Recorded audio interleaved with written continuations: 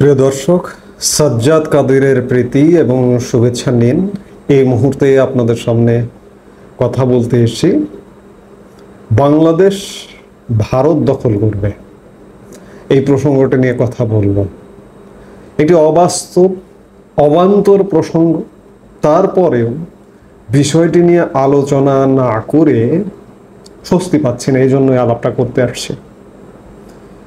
বাংলাদেশের কিছু অর্বাচীন মাঝে মাঝেই এ ধরনের কথা বলে, ঠিক তেমনি এক অর্বাচীন বিডিআর তদন্ত কমিশনের বর্তমান প্রধান এবং বিডিআর এর এক সময়ের মহাপরিচালক, সাবেক মহাপরিচালক, এবং তার নামের সাথে দেখলাম তিনি বাংলাদেশের একজন নিরাপত্তা বিশ্লেষক।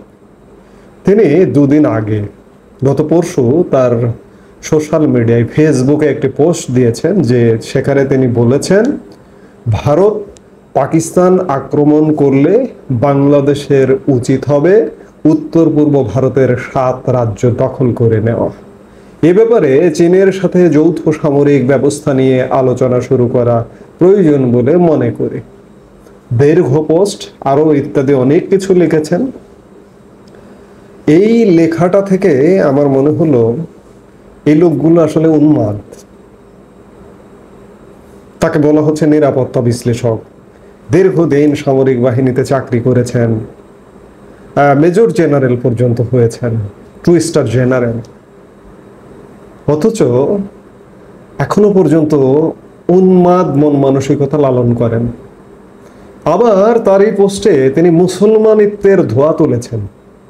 মুসলমানিত্বের ধোঁয়া তুলে তিনি হিংসা ছড়াচ্ছেন। আমি সেই মুসলমানকে ঘৃণা করি। আমি একজন মুসলিম, বাই প্র্যাকটিসিং মুসলিম, কিন্তু আমি সেই মুসলিমকে ঘৃণা করি যে মুসলিম হিংসা ছড়ায়, ঘৃণা ছড়ায়, বিদ্বেষ ছড়ায়। মোহাম্মদ আলী জিন্নাহ মুসলমানিত্বের ধোঁয়া তুলে আমাদের উপমহাদেশের মানুষের জীবনে দুঃখ কষ্ট এনে দিয়েছেন। তারই উত্তরসূরি ALM ফজলুর রহমান, বিডিআর এর সাবেক মহাপরিচালক এবং বর্তমানে বিডিআর বিদ্রোহ তদন্ত কমিশনের প্রধান।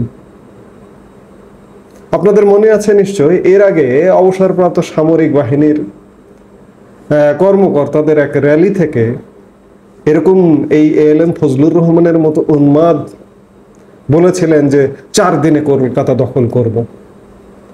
শুধু তাই নয়, এখানে থেমে থাকলে, এখানে সীমাবদ্ধ থাকলে হবে না।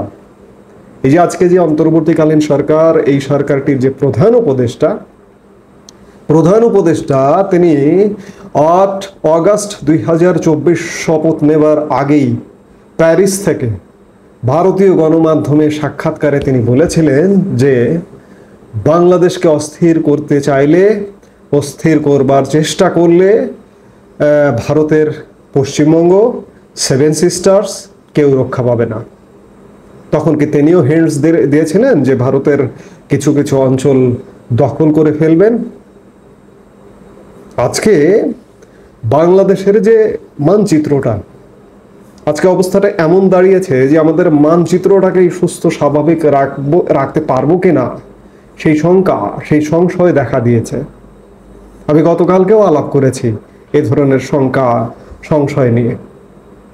আজকে আবারও বলছি যে নিজ দেশের মানচিত্র আমরা ঠিক রাখতে পারছি না, অথচ ভারত দখল করবার হুমকি দিচ্ছি, ভারতের বিভিন্ন অংশ দখল করবার হুমকি দিচ্ছি, মানচিত্র বড় করবার। সোজা কথা যদি বলি, মানচিত্র বড় করবার কথাও বলেছেন এই যে উপদেষ্টা একজন আছেন, সমন্বয়ক থেকে, ছাত্র থেকে উপদেষ্টা মাহফুজ আলম, বেশ কয়েক মাস আগে। এগুলো আসলে অর্বাচীনের মতো কথাবার্তা, মস্তিষ্ক বিকৃতি। আমার মাঝে মাঝে মনে হয় এই মানুষগুলো কি স্বাভাবিক নাকি বুদ্ধি প্রতিবন্ধী? ভারত বিশাল শক্তিশালী ভারত, সামরিক, অর্থনৈতিক, সারা পৃথিবী, মার্কিন যুক্তরাষ্ট্র থেকে শুরু করে এদিকে আমাদের চীন, সবাই ভারতকে গণনায় ধরে। আমরা আমাদের দেশের কিছু অর্বাচীন ভারতের মাটি দখল করবার দুঃস্বপ্ন দেখে। আমাদের দেশে একটা ক্যাম্পেইন চলে ভারত বিরোধিতা। অবাস্তব ক্যাম্পেইন। শিশুদের শেখানো হয় যে ভারত তোমাদের শত্রু, কোনো কোনো শিক্ষা প্রতিষ্ঠানে শিশুদের। এই যে অনলাইনে ইউটিউবে ভিডিও আছে, এখনো আপনারা যদি সার্চ করেন দেখতে পাবেন। আমাদের এমন একটি জনগোষ্ঠী গড়ে তোলা হচ্ছে যে মানে ধ্বংস করবার জন্য, নিজেদেরকে ধ্বংস করবার জন্য, যে কাজটা করলে নিজেদের ধ্বংস ডেকে আনবে সেই কাজটা তোমরা বেশি বেশি করে করো। এটা আমি জানি না এটা বিদেশি শক্তি বা বিদেশি কোনো কিংবা কার কি প্ররোচনায়, আমি জানি না। আজকে ভারত থেকে কিন্তু একটা সাউন্ড কখনো আমি কোনো জায়গা থেকে শুনিনি যে বাংলাদেশ দখল করবে। তারা বোঝে, এই জন্য আমি তাদেরকে বোঝমান বলবো। আমরা অবুঝ, উন্মাদ আমাদের দেশের কিছু জনগণ, যার কারণে আমরা এই ধরনের কথাবার্তা বলি। আমরা ভারতের সম্মুখে শুধু একটি কথা বলবো যে ভারতের সম্মুখে একদিন দাঁড়াবার মতো আমাদের ক্ষমতা নেই, অথচ আমরা প্রতিনিয়ত উস্কানি দেই। এগুলো আসলে উন্মাদ ছাড়া কিছু না। উন্মাদ ছাড়া কোনো সুস্থ মানুষ এ ধরনের কথা বলতে পারে না।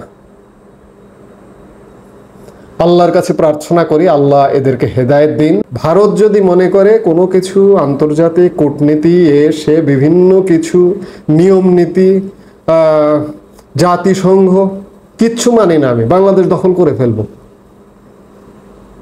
3 দিনে দখল করা সম্ভব। এটি যদি মাথায় রাখেন তাহলে 3 দিন হয়তো আমি বেশি বললাম, 24 ঘন্টায় দখল করা সম্ভব। বাংলাদেশের যে ঠুনকো অবস্থা বর্তমানে, এই মুহূর্তে যে অবস্থা, এগুলো মাথায় রাখলে এই উন্মাদের কথা বলবেন না। ভারতের 1 ইঞ্চি মাটিও দখল করবার ক্ষমতা বাংলাদেশের নেই। এই বাস্তবতাটা বুঝলেই মঙ্গল, আর যদি না বোঝেন তাহলে অমঙ্গল ডেকে আনুন। অবশ্য মঙ্গল শব্দের সাথেও এখন বাংলাদেশে অ্যালার্জি আছে। যাক, আমি আমার কথা শেষ করতে চাই, কথা আর বাড়াতে চাই না। এই মুহূর্তে এ পর্যন্তই। সবাই ভালো থাকুন, সুস্থ থাকুন। আমাদের ভিডিওগুলো নিয়মিত পেতে সাবস্ক্রাইব করুন Sajjad Kadir and the legends YouTube channel এবং লাইক, কমেন্ট, শেয়ার করে সাথে থাকুন।